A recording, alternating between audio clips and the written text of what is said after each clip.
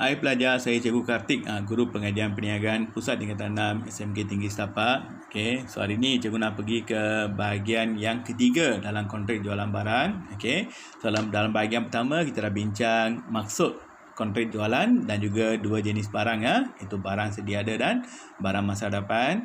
Dalam bahagian kedua Cikgu dah bincang syarat tersurat dengan syarat tersirat. Harap kamu ingat lagi ya. Syarat tersirat ada berapa? Ada 5 kan? Okey, contohnya apa? Syarat tersirat mengenai hak milik, okey, syarat tersirat mengenai masa pembayaran, syarat tersirat mengenai mutu dan kesesuaian, syarat tersirat jualan melalui deskripsi, syarat tersirat mengenai jualan melalui contoh atau sampel. Okey, ada 5 ya.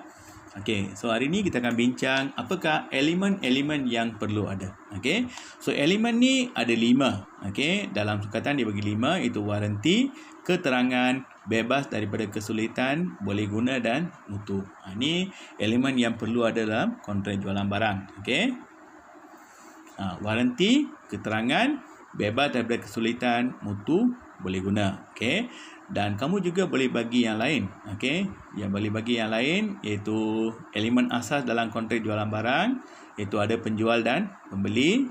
Okey, ada pemindahan hak milik barang, balasan wang, syarat. Yang ni pun boleh bagi juga. Okey, tapi cikgu nak kamu hafal yang 5 ni. Ini yang paling penting.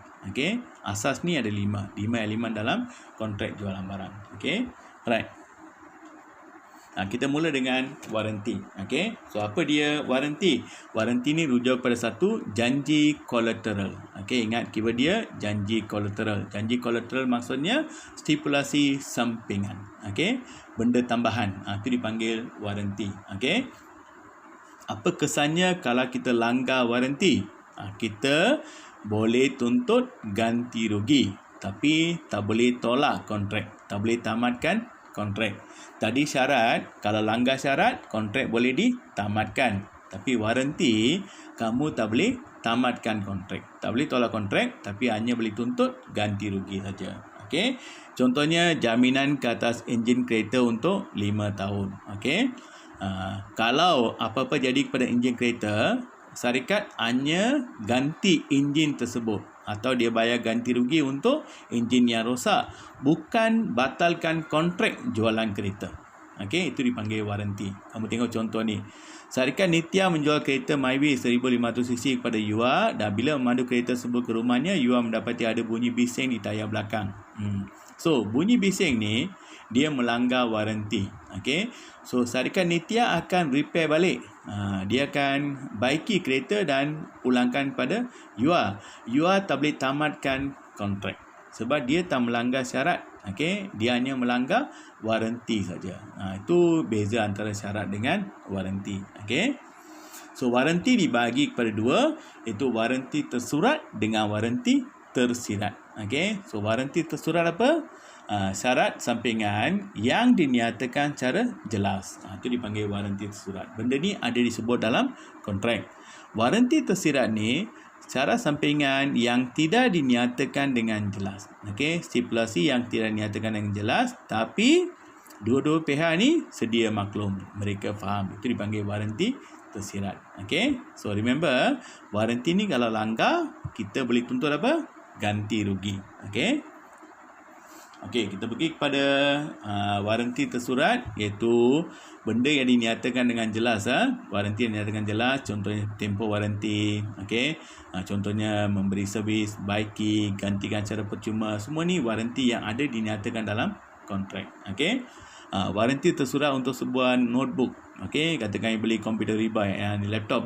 Okey, semua komponen yang terdaftar di bawah ni memiliki jaminan 1 tahun. Jadi, contohnya seperti layar notebook, LCD, bateri, speaker. Benda ni kalau rosak, dia akan ganti dengan yang baru dalam masa 1 tahun. Tapi kamu tak boleh batalkan kontrak notebook ni. Kalau something happen, dia hanya bayar ganti rugi atau repair balik.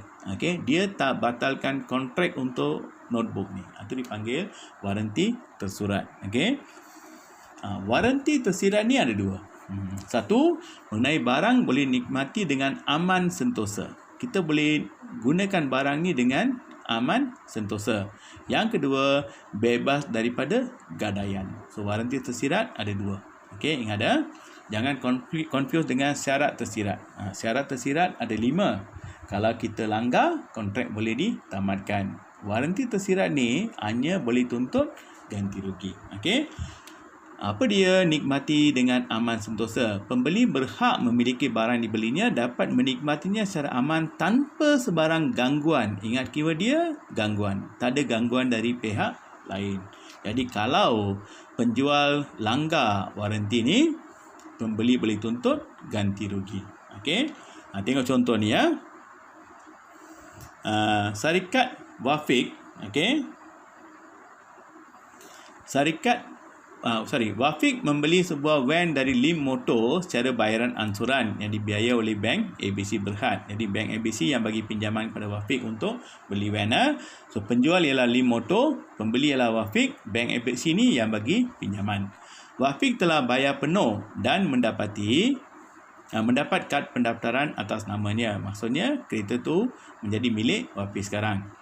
Apa yang berlaku ialah pihak custom telah merampas van tersebut kerana terlibat dalam satu kes penyiasatan tentang penyeludupan pada tahun 2015. Okey.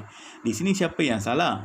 Yang salah ialah Lim Motor. Okey, sebab pembeli ni menghadapi gangguan daripada pihak lain. Okey, so pihak custom ni telah merampas van tersebut. Ini bukan salah Wafik sebab dia mengandaikan kereta tu dijual oleh Lim Motor ni tanpa sebarang gangguan. Okey. Cuba tengok apa dia bebas daripada gadaian atau bebanan daripada pihak ketiga. Okey. So penjual perlu memastikan bahawa barang tersebut tidak mempunyai sekatan yang menyebabkan ia dituntut oleh pihak ketiga. Okey. So pembeli boleh tuntut ganti rugi jika waranti ini dilanggar. Tengok contoh ni. Kereta yang dibeli oleh Arini daripada syarikat Hidayah Motor dirampas oleh pihak custom kerana cukai impor kereta tersebut dijelaskan. Maksudnya, cukai kereta ni belum dijelaskan lagi semasa dia membeli kereta ni. Okey, so penjual gagal buat atau bayar cukai import pada custom. Jadi masa kereta ni dibeli, cukai ni belum dijelaskan. Jadi siapa yang bersalah? Yang bersalah ialah syarikat Hidayah Motor. Okey, sebab dia gagal bayar cukai import pada custom. So hari ni menghadapi gangguan daripada pihak ketiga. Itu barang bebas daripada gadaian atau bebanan dari pihak ketiga. Okey, bagi contoh yang sesuai ya. Okey, kita pergi pada keterangan. Okey, keterangan maksudnya penjual harus memastikan maklumat tentang barang yang anda dijual mencukupi agar tiada kekeliruan daripada pihak pembeli. Jadi penjual kena bagi maklumat yang lengkap supaya pembeli tak confuse. Okey, contohnya katakan penjual nak jual kereta, dia kena sebut dengan jelas lah model kereta, harga kereta, waranti, aksesori dan sebagainya. Contohnya, bila kamu nak beli sebuah kereta, penjual ni akan explain chassis dia, finishing dia apa, dia akan explain semua benda ni supaya pembeli faham tentang deskripsi kereta dengan lebih jelas. Itu keterangan supaya tak ada confuse. Okey, bebas dari kesulitan. Okey, maksudnya barang yang dibeli adalah bebas daripada sebarang kesulitan dan masalah. Contohnya, barang ni mestilah mudah digunakan, tak adalah complicated. Okey, tak rosak pada kegunaan pertama. Katakan bila kamu switch on laptop ni terus rosak. Itu bebas dari kesulitan. Jarak masa penggunaan yang sesuai. Maksudnya kalau kita beli laptop ni, bolehlah laptop ni digunakan untuk katakan setahun, 2 tahun. Takkanlah kita beli laptop rosak dalam seminggu. Maksudnya dia langgar syarat bebas dari kesulitan. Tidak menyebabkan bahaya kepada pengguna. Barang ni selamat digunakan. Okey. Contohnya komputer riba yang dibeli oleh Umairah daripada kedai komputer Arifin berfungsi dengan baik selama 5 tahun dan mudah digunakan. Itu bebas dari kesulitan. Okey. Boleh guna. Boleh guna maksudnya barang yang dibeli ni mestilah dapat digunakan pada masa pembelian. Okey. Beli saja terus boleh guna kecuali ada dinyatakan. Okey, contohnya bila beli handphone, ada yang nasihatkan kita, penjual nasihatkan kepada kita, charge handphone dulu selama 3 jam sebelum kamu gunakan. Kalau dinyatakan, kenalah kita patuhi. Biasanya barang ni boleh digunakan masa kita beli. Okey. bebas dari sebarang kecacatan menyebabkan barang ni tidak boleh digunakan. Okey. Barangan sesuai selari dengan kehendak pengguna. Kita dah beritahu dia kenapa, bagaimana kita nak gunakan barang ni, kenapa kita nak gunakan barang ni, mesti sama dengan apa yang dinyatakan oleh pengguna. Okey, mematuhi kehendak pengguna. Contoh, pencetak yang dibeli oleh Ashraf dapat mencetak, mengimbas dan menghantar fax dengan menggunakan kaedah Bluetooth. Itu yang dia minta. Dan barang ni memang dapat berfungsi seperti yang dia nak. Itu dipanggil boleh guna. Okey. Mutu.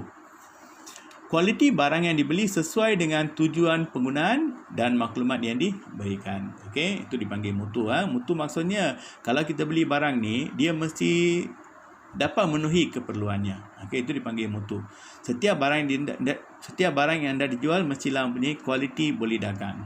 Maksudnya macam contoh awal ni kan. Katakan beli dengan harga RM5,000, besok bila kamu jual ni, kamu akan dapat harga yang lebih kurang sama. Itu kualiti boleh dagang. Okey, barang selamat digunakan. Contoh, ketuhar yang dibeli oleh Cik Nadia untuk kedai bakerinya selamat digunakan dan dapat membuat roti seperti yang diperlukan. Maksudnya dia menepati syarat mutu. Okey. Contoh soalan, nyatakan 4 elemen dalam kontrak jualan barang. Just sebut saja keterangan, okey, mutu, okey.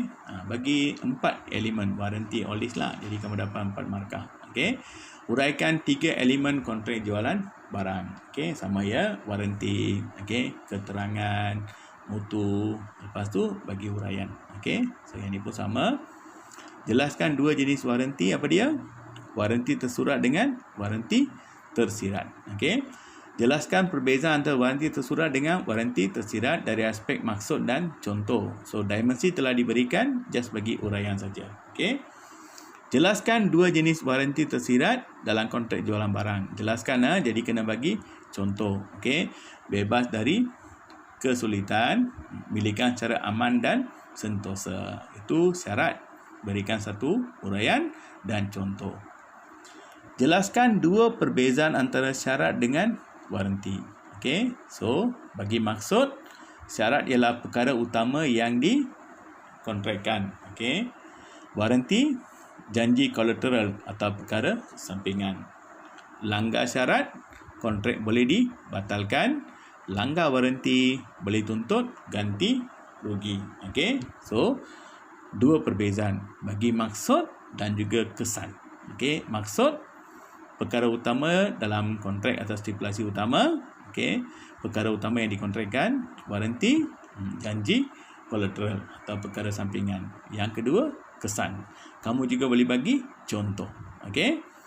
Jelaskan 5 elemen kontrak dalam akta jualan barang, 15 markah. Bolehlah bagi mana-mana 5. Okey. Mutu, boleh guna, keterangan. Okey, bagi 5. Ada uraian dan contoh. Jelaskan mesti bagi contoh. Okey. Okey, harap apa yang cikgu sampaikan ni bantu kamu memahami konsep elemen-elemen dalam kontrak jualan barang. Okey, waranti, okey, mutu, keterangan, boleh guna dan sebagainya. Okey. So, harap kamu suka apa yang cikgu sampaikan ni. Tolong share dengan kawan dan jangan lupa bagi komen ya. Harap kamu akan mendapat kerjaya yang cemerlang dalam STPM Penggal 2. Okey, belajar. Bye.